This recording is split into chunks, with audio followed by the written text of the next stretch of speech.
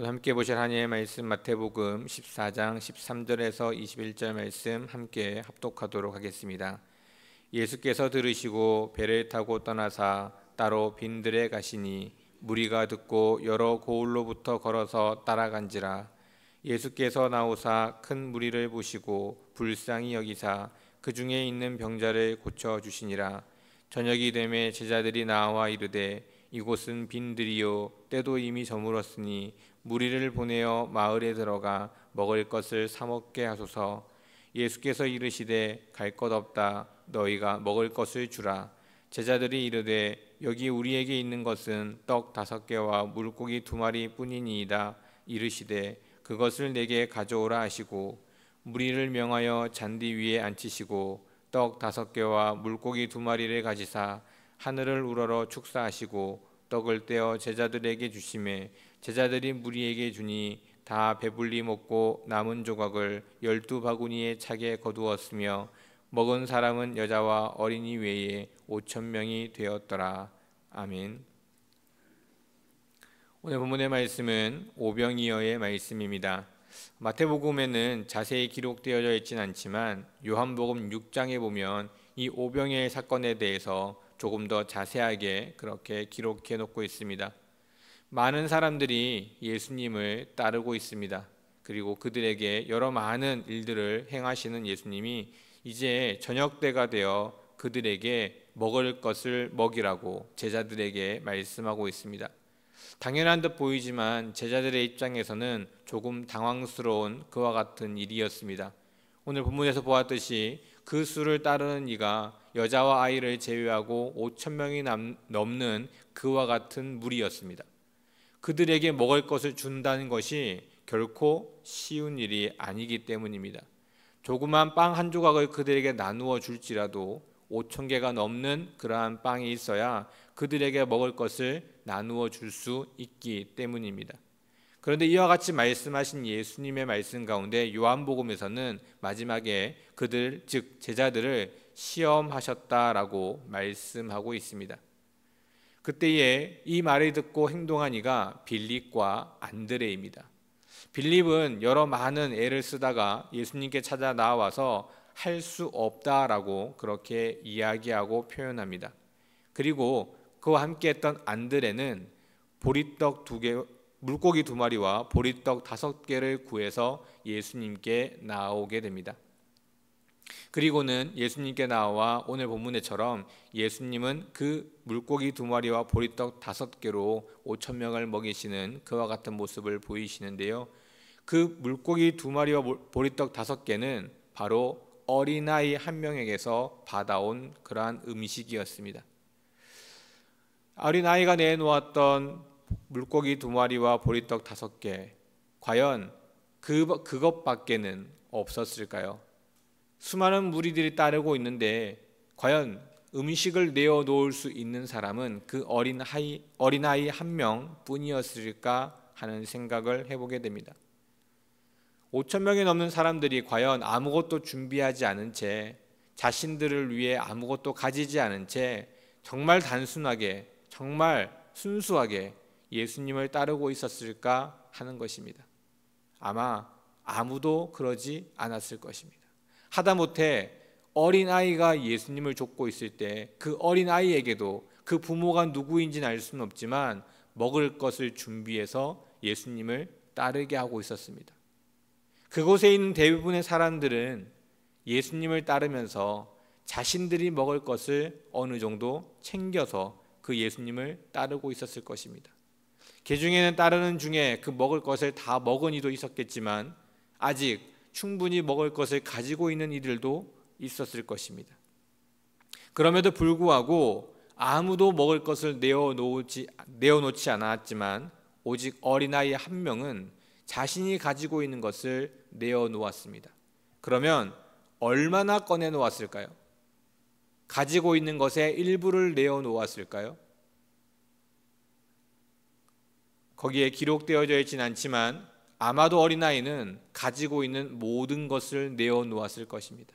왜냐하면 먹어야 하는 이는 5,000명이 넘는데 본인이 가지고 있는 것은 부족했기에 아마 가지고 있는 모든 것을 내어놓아야 사람들이 먹을 수 있다라고 생각했을 것입니다. 그 아이는 그 물건, 즉 그 음식을 내어놓기 위해 내가 가진 것에 얼마를 내어놓아야 할지 계산하지 않았을 것입니다. 순수하게 그저 모두가 함께 나누어 먹는다는 생각에 모든 것을 놓아놓지 않았을까 생각해 봅니다. 자신의 것을 희생하여 다른 이의 생명을 살리고자 그 아이는 순수하게 모든 것을 내어놓았던 것입니다. 공동체를 향한 우리의 모습이 이러한 모습이어야 되지 않을까 생각해 봅니다. 우리는 한 가족, 형제 자매라고 이야기하고 믿음 안에서 예수 그리스도로 한 공동체라고 이야기를 하지만 사실 이런저런 일들을 하다 보면 나도 모르는 사이에 이것도 재고 저것도 재고 이것도 생각하고 저것도 생각하고 있는 모습들을 종종 보게 됩니다. 분명 한 가족이라고 끊임없이 이야기하지만 우리의 모습 가운데 서로를 생각하는 그러한 모습이 그렇지 못한 때도 많다는 것입니다. 예수님이 이러한 일들을 생각하지 못했을까? 제자들이 그렇게 생각할 것이라는 것, 또는 먹을 것이 없어서 구하지 못할 것이라는 것을 생각하지 못하셨을까 생각해 봅니다. 그렇지 않을 것입니다. 먹을 것이 없음에도 불구하고 그들이 어떻게 행동하는지를 예수님은 보고 싶으신 것이 아니었을까 생각하는 것입니다. 그들에게 원하셨던 것은 5천 명이 먹을 음식을 구해오는 것이 아니라 그런 상황 가운데에서도 희생하고 헌신하고 생명을 소중히 여기는 그와 같은 모습을 제자들에게 바라셨을 것입니다.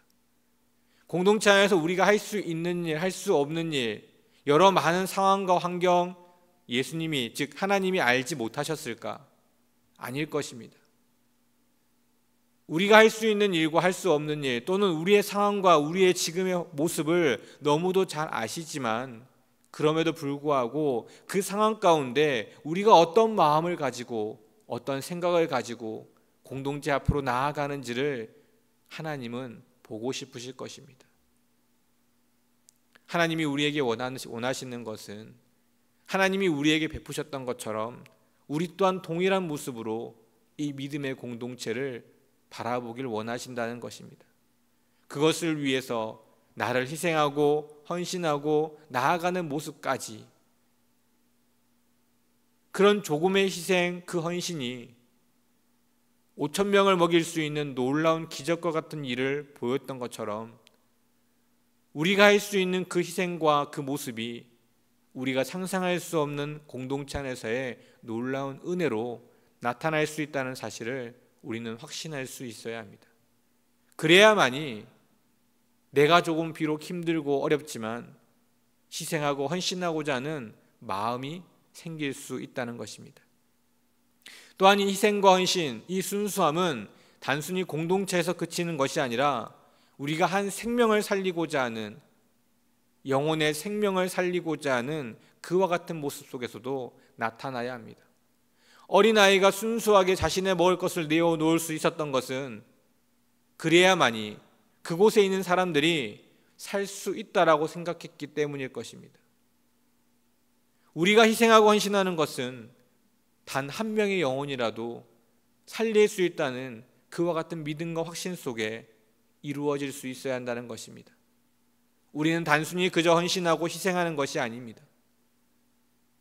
우리가 희생하고 헌신하는 이유는 그 희생과 그 헌신이 한 생명을 살릴 수 있는 그와 같은 일이기 때문입니다. 생명의 소중함을 바라보고 우리를 희생할 수 있는 그 희생이 필요하다는 것입니다. 예수님은 본인도 동일한 모습으로 본인 스스로를 희생하여 우리의 생명을 살리는 일을 결코 아까워하지 않으셨습니다. 아낌없이 자신의 모든 것을 우리에게 내어주셨습니다. 이와 같은 희생, 그 희생으로 생명을 살리는 일이 얼마나 중요한 것인지를 오병이어 사건을 통해서 깨닫게 하시고자 말씀하시고 있는 것입니다. 제자들은 어리석게도 자신들이 가지고 있는 것에만 집중했을 뿐이었습니다. 주위를 돌아보니 아무것도 없었고, 그리고 물고기 2마리와 보리떡 5개가 전부인 것처럼 그렇게 바라보기만 했을 뿐입니다. 하지만 예수님은 생명에 집중하고 계셨습니다. 그들을 그저 음식점으로 돌려보내는 것이 아니라 그렇게 붙잡아 두고서라도 그들에게 생명을 살릴 수 있도록, 한 영혼이라도 더 하나님께로 나아올 수 있도록 그 은혜를 베풀기 위해 그들을 붙잡아 두셨고 그들의 생명을 바라보셨던 것입니다. 우리 또한 여러 많은 상황 속에서 내가 가지고 있고 또는 나의 삶만을 바라보는 것이 아니라 정말 생명을 살리는 일, 그 일을 바라보고 그 일에 집중할 때 내가 때로는 희생하고 내가 때로는 헌신하여 하나님께 온전히 나아가는 귀한 은혜가 있을 줄 믿습니다. 오늘 하루도 그와 같은 은혜 속에서 하나님과 함께 한 영혼 생명 살리는 일에 집중하고 나아가시는 우리 모든 성도님들 되시기를 주님의 이름으로 축원드립니다. 기도하겠습니다. 하나님 감사합니다. 하나님의 은혜 가운데 날마다 나아갑니다. 우리를 살리시기 위해 독생자를 내주셨고 예수님 또한 자신의 생명을 내어놓음으로 우리의 생명을 살리시는 일에 모든 것을 헌신하시고 나오셨습니다. 하나님, 우리 또한 한 생명을 살리는 일을 날마다 기억하고 소홀히 하지 않는 삶을 살아갈 수 있도록 은혜를 더하여 주시옵소서. 생명 살리는 일 결코 쉽게 이루어질 수 있는 일도 아니며 또 그 일을 위해 우리에게 여러 많은 희생과 헌신 또한 있을 수도 있습니다. 하지만 한 생명을 살리는 일이 그 무엇보다 소중하고 중요하기에 헌신하고 나아갈 수 있게 하시고 희생하며 나아갈 수 있도록 은혜를 더하여 주시옵소서. 또한 무엇을 하든지 어디에 있든지 한 생명을 살리는 귀한 일을 날마다 기억하고 떠올릴 수 있도록 은혜를 베풀어 주시고 또 그 일을 감당하고자 할 때 지혜를 주시고 능력을 더하여 주셔서 우리가 감당하지 못할 만큼의 더 놀랍고 큰 은혜를 날마다 경험할 수 있도록 은혜를 더하여 주시옵소서. 모든 말씀 예수 그리스도